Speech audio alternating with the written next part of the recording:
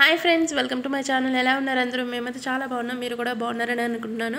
ఇవాళ మన వీడియోలో ఏంటంటే నెల్లూరు స్పెషల్ చింతాకు పొడి చిక్కుడుకాయ కర్రీ చేస్తున్నాను. దానికోసం ముందుగా చిక్కుడుకాయ ఉడకపెట్టేసుకొని పక్కన పెట్టేసుకొని అందులో ఒక 2 to 3 స్పూన్స్ చింతాకు పొడి, సాల్ట్, తగినంత ఉప్పు అండ్ కారము యాడ్ చేసుకొని పసుపు కొంచెం యాడ్ చేసుకోవాలి. ఇవన్నీ యాడ్ చేసుకున్నాక ఒక ప్యాన్లో ఆయిల్ వేసుకొని ఆవాలు, జీలకర్ర, ఆనియన్ వేగాక కొంచెం టమాటో వేసేసుకోవాలి. దాని తర్వాత ముందుగా మనం కలిపి పెట్టుకున్న మిశ్రమం ఉంటుంది కదా, చిక్కుడుకాయ అండ్ చింతాకు పొడిది, అది కూడా యాడ్ చేసేయాలి. చిక్కుడుకాయలు ఆల్రెడీ మనం ఉడకబెట్టేసుకుంటాం కాబట్టి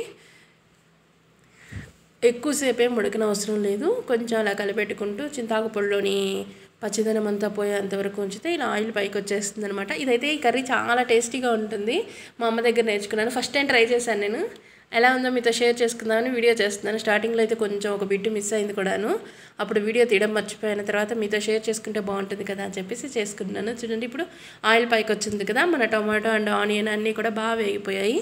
మనము కొంచెం పులుపుదనం కోసము చింతపండు నానబెట్టుకొని కొంచెం చింతపండు జ్యూస్ కూడా యాడ్ చేసుకోవాలి. ఇప్పుడు ఏంటంటే అందులో కారము ఇవన్నీ ఉన్నాయి కానీ పులుపుదనం ఉంటుంది కదా, సో కొంచెం మాత్రమే యాడ్ చేసుకోవాలి. మరీ ఎక్కువ యాడ్ చేసుకున్నంటే మళ్ళీ పులుపు అయిపోతుంది. చింతాకు పొడిలో కూడా కొంచెం పులుపు ఉంటుంది కాబట్టి కారం అయితే కొంచెం ఎక్కువగానే వేసుకోండి. కారంగా తింటే చాలా బాగుంటుంది కర్రీ. చూడండి, కొంచెం మాత్రమే యాడ్ చేస్తున్నాను చింతపండు జ్యూస్ అనేది. దీని తర్వాత ఇంకొంచెం వాటర్ కూడా యాడ్ చేసుకోవాలి.